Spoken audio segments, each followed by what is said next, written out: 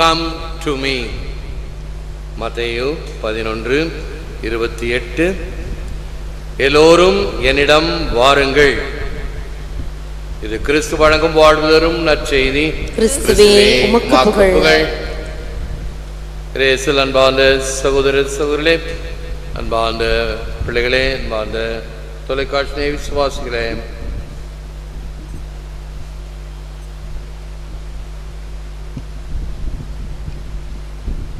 செல்வம் தழைக்கும் மருந்து என்றும் தீராவினையெல்லாம் தீர்த்த மருந்து. செல்வம் தழைக்கும் மருந்து நமக்கு எல்லா வகையான நன்மைகளை தருகின்ற மருந்து போல நலம் கொடுக்கின்ற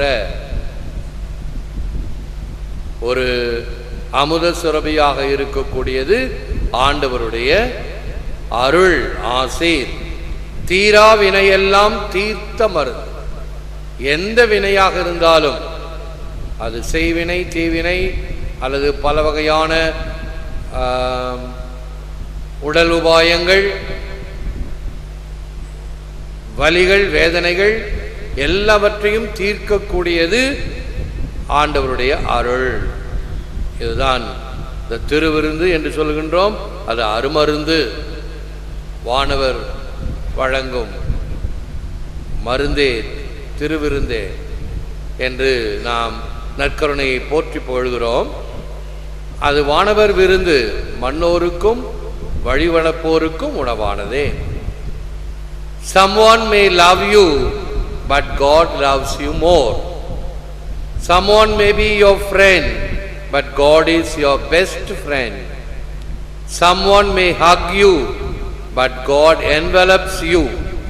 Someone may hold your hand, but God carries you. உன்னை ஒருவர் அன்பு செய்யலாம், ஆனால் இறைவன் உன்னை அதிகம் அன்பு செய்கிறார். உன்னை ஒரு நண்பர் நேசிக்கலாம், ஆனால் இறைவன் உன் சிறந்த நண்பர். உன்னை ஒருவர் அரவணைக்கலாம், ஆனால் இறைவன் உன்னை தனதாக்குகிறார். உன்னை ஒருவர் தாங்கலாம், ஆனால் இறைவன் உன்னை தூக்கிச் செல்கிறார். Nothing exists that does not own its existence to God the Creator. Catechism of the Catholic Church 338. Nothing exists that does not own its existence to God the Creator. படைத்த இறைவனுடன் தன் இருப்புக்கு தொடர்பின்றி எதுவும் இல்லை. 6 லட்சங்களை படிக்கிறோம். எல்லாவற்றுக்கும் ஆதி காரணமாக இருக்கிறார் என்று தாமஸ் அக்வினாஸினுடைய அந்த சித்தாந்தங்களில் மிக மிக முக்கியமான 6 லட்சணங்கள். ஆகவே அதை இப்படி catechism of the Catholic church என்ற ஒரு பெரிய புத்தகம் ஒரு 2 நாளைக்கு முன்னாடி, ஞாயிற்றுக்கிழமை தான், ஞாயிற்றுக்கிழமை கூட இல்லை, வேறு நாள், ஞாயிற்றுக்கிழமை மறைக்கல்விக்கு அந்த பிள்ளை வரல, ஞாயிற்றுக்கிழமை பூசைக்கு வரல. பெரிய பிள்ளைங்க, வளர்ந்த பிள்ளைங்க என்ன பின்னாடி இருக்குன்னா, அந்த பிள்ளை இன்னைக்கு இந்த வருஷம் பெரிய பிள்ளை ஆகிடும். ஆகவே எப்படியாவது நன்மை கொடுத்துடணும் அப்படின்னு எப்போ சொன்ன ஒரு உபாயம் இப்போ வந்து கேட்பாங்க, ஃபாதர் இந்த கிறிஸ்மஸ்க்கெல்லாம் நன்மை கொடுப்பீங்களே, இந்த கிறிஸ்மஸ்க்கு நன்மை கொடுத்தா என் பிள்ளைக்கு கொடுக்கணும்னு. போன வருஷம் ஜூபிலி ஆண்டு என்பதினால் அந்த கிறிஸ்மஸ் சமயத்தில் சிறப்பு திருப்பலிகள் நாம் வைத்திருந்தோம். அதில் ஒரு சிறப்பு சேர்ப்பதற்கு எந்த பிள்ளைகளுக்கு ஜெபம் தெரியவில்லை என்று மறுக்கப்பட்டதோ அந்த பிள்ளைகளுக்கு ஒரு வாய்ப்பு கொடுக்கலாமே என்று கிறிஸ்மஸ் சமயத்தில் புது நன்மை வச்சோம். அதை பார்த்துட்டு இந்த கிறிஸ்மஸும் இருக்குமா அப்படின்னு சொல்லிட்டு நம்ம பிள்ளைக்கு இப்பயே கொடுத்துடலாம் அப்படின்னு சொல்லி ஞாயிற்றுக்கிழமை பூசைக்கு வருதோ அப்பப்போ வருது, மறைக்கல்விக்கு அப்பப்போ வருது. எங்கள் புத்தகத்தை காட்டு கையொப்பம் பெற்றுக்கினே இந்த ஜூன் மாதத்திலேருந்து இந்த டிசம்பர் வரைக்கும் 2 ஞாயிற்றுக்கிழமை தான் கையெழுத்து வாங்கியிருக்கேன். ஜபம் தெரியல, கற்றுக் கொடுத்துட்றேன் ஃபாதர். வழக்கமாக வயசாகிடுச்சுனால இந்த சேரை விட்டு ஏந்திரிக்கிறதுக்கு ஒரு நிமிஷம் தம் பிடிச்சி மூச்சு பிடிச்சி அப்படி ஏந்திரிப்பேன். அப்படி ஸ்ப்ரிங் போல ஏஞ்சி ரூம்குள்ளார போய் ஓடி போய் இந்த கத்தையான புஸ்தகம் catechism of the Catholic church, அந்த கருப்பு புஸ்தகம், மொத்த புஸ்தகம், அப்புறம் தமிழில் ஒரு நாம் அறிவது அப்படின்னு சின்ன புஸ்தகம் இருக்கும், அந்த 2 புஸ்தகத்தையும் கொடுத்து ஒரு வாரத்துக்குள்ளார இந்த புஸ்தகத்தில் இருக்கிறதெல்லாம் கற்றுக் கொடுத்தாயே அப்படி பக்கத்தில் இருக்கலாம் சிரிச்சிட்டாங்க. எவ்வளவு இருக்கிறது பிள்ளைகள் கற்றுக்கொள்ள. ஒரு வாரத்தில் நான் கற்றுக் கொடுத்துட்றேன், எனக்கு பிள்ளைக்கு புதுநன்மை கொடு, நான் கற்றுக் கொடுத்துட்றேன், எதெல்லாம் ஜெபிக்க மனப்பாடம் பண்ணணுமோ சொல்லு, உடனே கற்றுக் கொடுத்துட்றேன். கற்றது கைமண் அளவு, கல்லாதது உலக அளவு. ஆகவே இந்த விசுவாச பரிமாணம், விசுவாச பயிற்சி, ஃபெய்த் ஃபார்மேஷன் என்பது ஒரு வாரத்தில் வருவதல்ல. டாக்டருக்கு படிக்கணும்னா 5 வருஷம் படிக்கணும், நல்லா படிக்கணும், எல்லாத்தையும் படிக்கணும், சாய்ஸில் விடக்கூடாது, சான்ஸில் விடக்கூடாது, எல்லாம் தெரிஞ்சிருக்கணும், அப்பதான் ஒரு நல்ல டாக்டர். ஆகவே சாய்ஸில் விட்டுட்டா அந்த கேள்வியோ அந்த ஒரு அனுபவமோ பின்னால் வந்தால், உனக்கு இந்த நோயா, நான் அந்த சமயத்தில் சான்ஸில் விட்டுட்டேன், எனக்கு தெரியாது, வேற டாக்டர்கிட்ட போ கொஞ்சம் சொல்ல முடியுமா? எல்லாவற்றையும் தெரிந்திருக்க வேண்டும். அதே போன்றுதான் விசுவாச ஞானமும். ஆகவே பாருங்கள், எவ்வளவு குறைவான ஒரு தெளிவு இல்லாத விசுவாசம் உள்ளவர்களாக இருக்கிறோம். எப்படியாவது கடமை கொடுத்துடணும். Nothing exists that does not own its existence to God the Creator. படைத்த இறைவனுடன் தன் இருப்புக்கு தொடர்பின்றி எதுவும் இல்லை. The best way to learn the love of God is to love God. மத்கயான். இறை அன்பை கற்றுக்கொள்ள சிறந்த வழி இறைவனை அன்பு செய்தல்.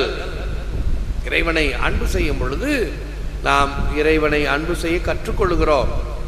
கொஞ்சம் கொஞ்சமாக ஒரு தெளிவை பெறுகிறோம், பயத்தை மேற்கொள்கிறோம்.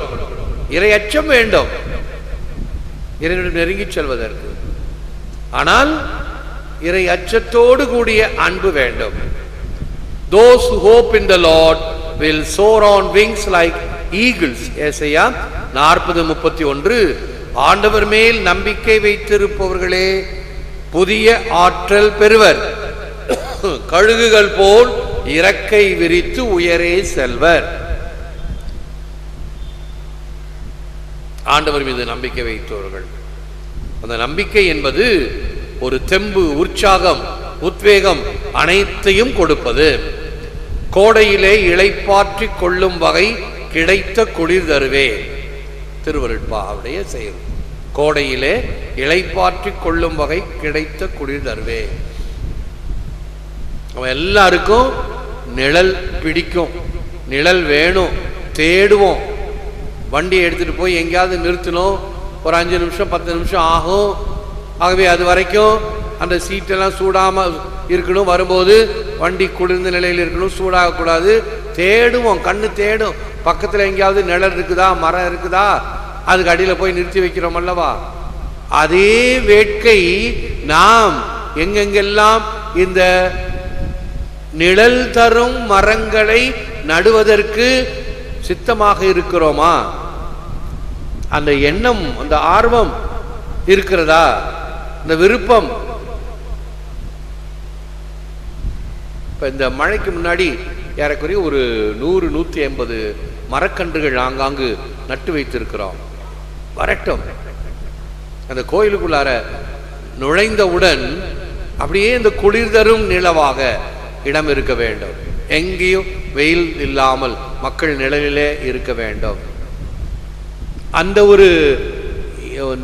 ஒரு சிச்சுவேஷன், அந்த ஒரு நிலை இந்த கோடையிலே இளைப்பாற்றி கொள்ளும் வகை கிடைத்த குளிர் தருவே. ஆலயத்துக்குள் வந்தால் ஆண்டவர் நமக்கு இதம் தருகிறார். ஆலயத்துக்கு வெளியே இந்த வெயிலிலிருந்து நம்மை காப்பாற்றுவதற்கு அல்லது அதை தாங்கி நிழல் தரக்கூடிய கொடைகளாக 2 வார்த்தையும் கவனிங்க. குடை, கொடை. கொடை என்றால் அந்த வெயிலிருந்து நம்மை பாதுகாக்கிறது. கொடை என்றால் இறைவன் தருகின்ற ஒரு கிஃப்ட், ஒரு பிரசன்ட், ஒரு வெகுமதியாக. இவைகளெல்லாம் செய்ய முடியாதா என்ன? இவைகளெல்லாம் செய்ய முடியுமோ அவைகளை செய்யலாமே. ஜப்பான்காரங்க பஸ் ஸ்டாண்டில் நின்னா கூட வெறுமனே நிற்க மாட்டாங்களாம், ஏதாவது எக்ஸசைஸ் பண்ணிட்டு இருப்பாங்களாம். ஏன் நிற்கிற நேரத்தை வீணாக்குவானே, உடலுக்கு எக்ஸசைஸ் செய்யலாமே. நாம் தான் நேரத்தை வீணாக்குவது, எண்ணத்தை வீணாக்குவது, எல்லாம் வீணாக்குவது தான். இன்னும் நிறைய பேர் படிச்சவங்க தட்டில் இருக்கக்கூடிய சாப்பாடு வீணாகக்கூடாது. எதுவாக இருந்தாலும், அது சோறாக இருந்தாலும் சரி, அல்லது சோறுக்கு துணையாக இருக்கக்கூடிய தொட்டுக்க சொல்லுகிறோம் இல்லையா, அது கறியோ கூட்டோ எதுவாக இருந்தாலும் வீணாக்க கூடாது. பிள்ளைகளுக்கு கற்றுக் கொடுங்க, வீணாக்க கூடாது. எவ்வளவு உழைப்பு அதன் பின்னால் இருக்கிறது. அந்த உணவை தயாரிப்பதற்கு நிலத்திலிருந்து, பிறகு நம் வீட்டுக்கு வந்த பிறகு அடுப்பிலே சமையல் அறைக்கு சென்று உணவாகி நம் தட்டுக்கு வரைக்கும் அதனுடைய உழைப்பின் பின்னணியை நாம் மரியாதை கொடுக்க வேண்டும். இவர்கள் எல்லாம் தெரிந்து கொள்ள வேண்டும். அந்த உணவை வீணாக்கி அதன் மீது கை கழுகிறவர்கள் குற்றம் புரிகிறார்கள், கிரிமினல் வேஸ்ட் என்பதை உணர வேண்டும். இத்தகைய பின்னணியில் செபிப்போம், முழந்தாள் இருப்போம். Lord Jesus, inflame my heart with love for you. Help me to exchange the yoke of rebellion for the sweet yoke of submission to your holy and loving word. Set me free from the folly of my own sinful ignorance and rebellious pride, that I may wholly desire what is good and in accord with your will. ஆண்டவராகிய இயேசுவே, உமக்கான அன்பினால் M இதயம் பற்றி எரிய செய்தருளும். எதிர்ப்பின் நுகத்திற்கு மாறாக உம் அன்பு வார்த்தையின்படியான இனிமையின் நுகத்தை ஏற்பேராக. அறியாமையின் பாவத்தினின்றும் ஆணவ செருக்கு நின்றும் எம்மை விடுவித்து உம் சித்தப்படி நல்வழி நடக்க வரமருளும். எல்லாம் வல்லவரே, நல்லவரே, எம்மை போற்றுகிறோம், புகழுகிறோம், நன்றி கூறுகின்றோம், ஆராதிக்கின்றோம். தேவரீதாமே, இந்த நற்கருணையிலே எமக்காக விற்றிருக்கின்றேன். உமக்கே நன்றி, துதி, தோத்திரம், புகழ், மகிமை உண்டாவதாக. நீர் இரக்கமுள்ளவர், ஈகை கொண்டவர், அன்பு நிறைந்தவர், சினம் கொள்ள தாமதிப்பவர் என்றெல்லாம் அறிந்திருக்கிறோம். உம்மால் அன்றி எதுவும் நடக்க முடியாது, நடக்க இயலாது. உம்மால் அனைத்தையும் சாதிக்க முடியும். உம்மிடம் தஞ்சம் புகுவோருக்கு நீரே ஆறுதலும் தேர்தலுமாக. எவ்வாறு மரம் நிழல் தருகிறதோ, குளுமை தருகிறதோ, அதே போன்று உம்முடைய அடைக்கலத்தில் இருப்பவர்கள் இந்த குளிர்ச்சியை பெறுவார்களாக, மன அமைதியும் நிம்மதியும் பெறுவார்களாக, வல்லமையும் ஆற்றலும் பெற்றிடுவார்களாக. இந்த ஆராதனை தொடர்ந்து நடைபெறுகின்ற திருப்பலி இவைகளில் பங்கேற்கின்ற மக்களாக இருக்கின்ற அனைவரையும் ஆசீர்வதியும். உம்முடைய தெய்வீக கரத்தால் அவர்களை தொட்டருளும்.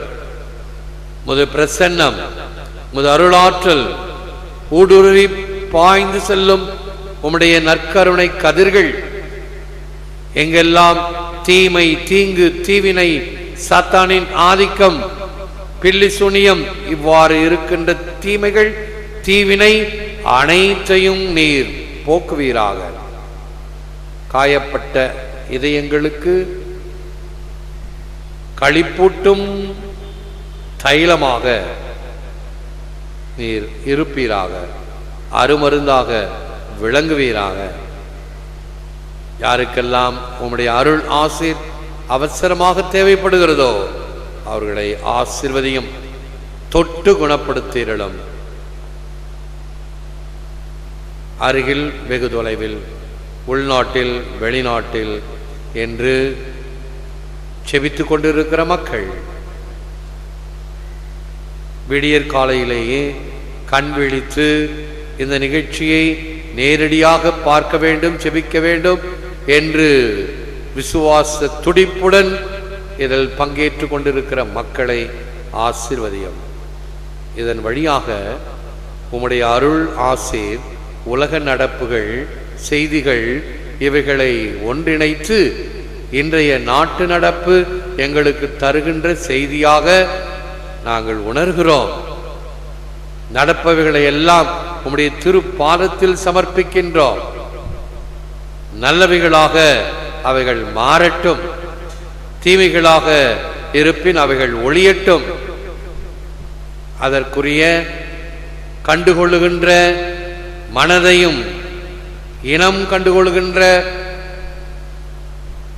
பேதமையற்ற நிலைமையும் எமக்கு தாரும். நல்லவைகள் இன்னும் அதிகமாக மலர, தீயவைகள் தேய வேண்டுமாய் செபிக்கின்றோம்.